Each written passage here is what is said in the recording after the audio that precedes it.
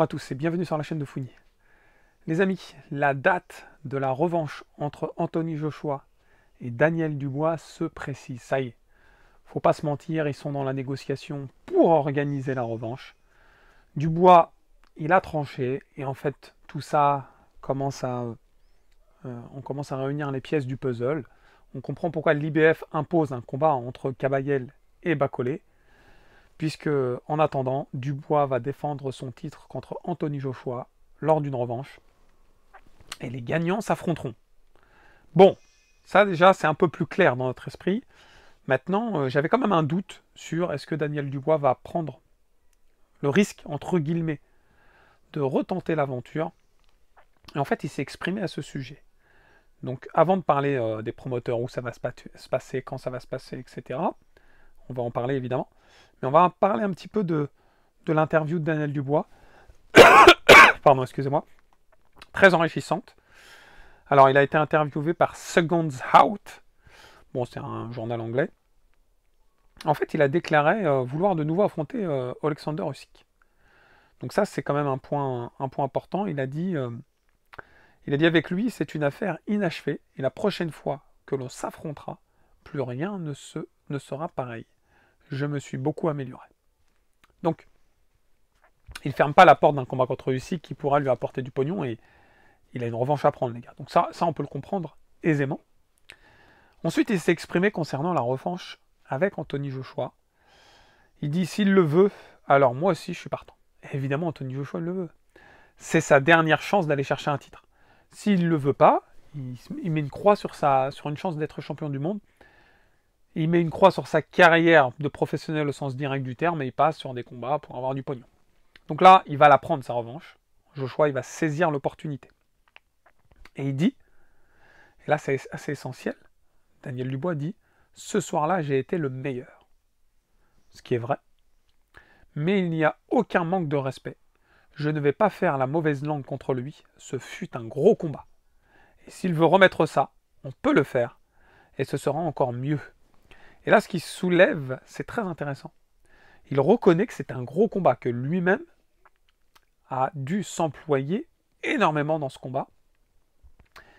Et vous allez voir par la suite qu'il était sujet justement à envoyer des parpaings et à recevoir des contres de manière conséquente. Il a beaucoup aimé ce combat, cette adversité. Et je pense qu'il est vraiment dans cet état d'esprit de vouloir faire une revanche, de réaffronter Anthony Joshua. Maintenant, il se sent en confiance. Bon, quand même reste à savoir si l'IBF va privilégier une revanche face à l'Ukrainien ou face à Anthony Joshua. Ça, c'est un peu le point d'interrogation. Je pense que l'IBF va laisser une revanche avec Anthony Joshua via pognon. Et derrière, boum, ça va être Bacolé ou Kabayel. Moi, je le sens comme ça. Bon, ça, c'est un point essentiel. Dans une autre interview, il y a Daniel Dubois qui a évoqué l'adversité pendant le combat avec Anthony Joshua. Il a déclaré en soi, pour abattre un roi, il a dû évidemment montrer une force conséquente, un travail conséquent, et du coup sa victoire est d'autant plus gratifiante, c'est ce que je peux comprendre. Mais il est prêt à revivre ces beaux instants, mais cette fois en tant que c'est plus le champion. Enfin, c'est le champion au contraire. Anthony Joshua n'est plus le champion. Donc de vivre le combat différemment, de vivre le combat en tant que champion, et on accueille le challenger. Et ça lui tient particulièrement à cœur. Maintenant, on va réagir concernant la revanche éventuelle, et là d'un point de vue, on va dire, administratif, d'un point de vue promoteur, d'un point de vue business. Donc, moi je trouve que ça commence à sentir bon pour un match revanche. Ça, je pense que ça semble quasiment inévitable. Alors, faut pas se mentir. Joshua, il a subi un revers vraiment extrêmement déroutant. Il en sort blessé, meurtri, mais il n'est pas fini. Joshua, ça reste Anthony Joshua. Il va tout tenter à l'entraînement pour se présenter le mieux possible lors du combat. Et là, il va appréhender le combat différemment. Il sait c'est quoi maintenant d'avoir Daniel Dubois face à lui. Alors, ils annoncent, a priori, ils sont déjà dans des négociations pour une date début 2025.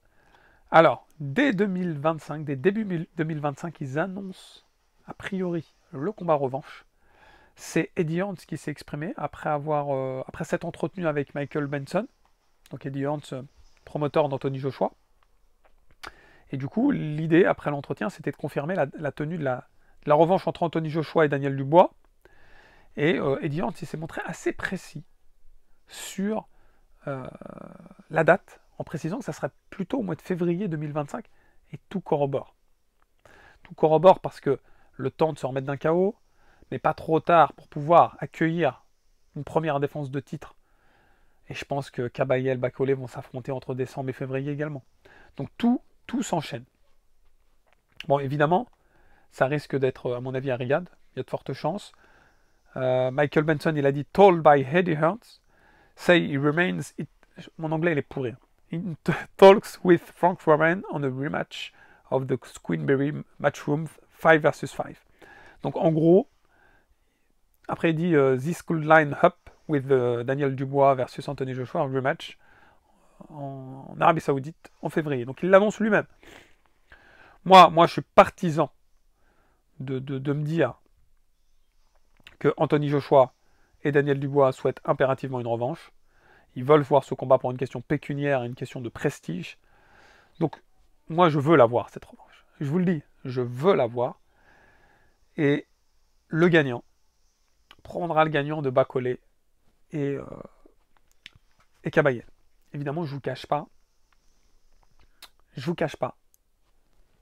Après l'avenir nous le dira. Que Joshua ne va pas partir de challenger. Dubois est le favori. Mais que si Joshua gagne, si Anthony Joshua gagne, que Bakole, Martin de son prénom, Gun Machine, les gars, machine noire, bat Kabayel, un combat Joshua-Bakole, il aura un sens fou en Afrique. Ça serait mon rêve. Pourtant,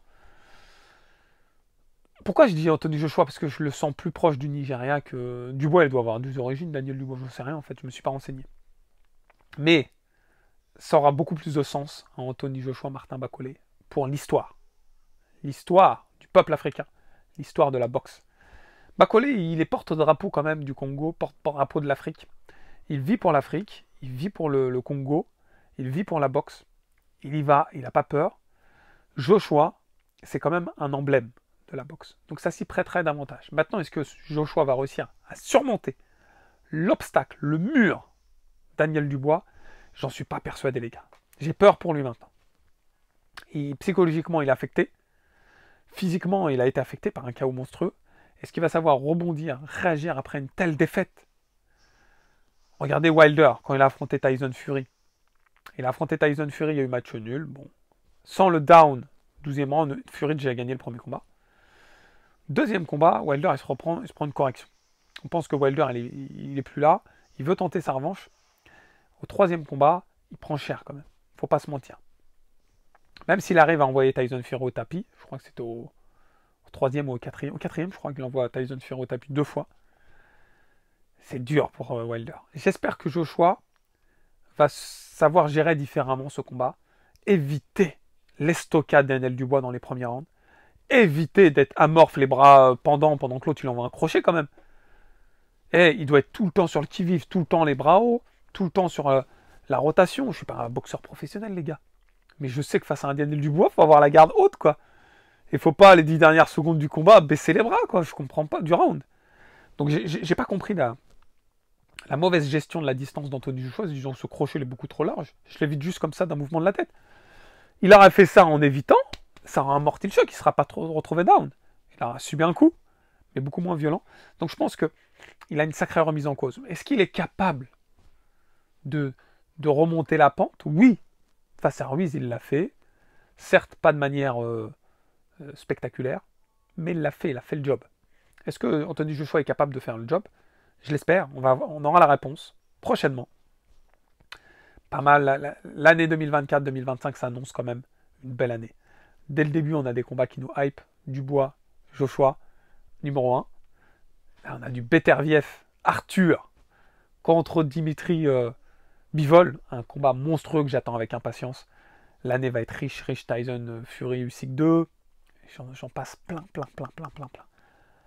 J'ai hâte les amis. Bon, voilà les amis, en tout cas j'espère que vous avez passé ce bon moment en ma compagnie. Si c'est le cas, n'oubliez pas le pouce qui fait plaisir, puis si ce n'est pas déjà fait, de vous abonner à la chaîne.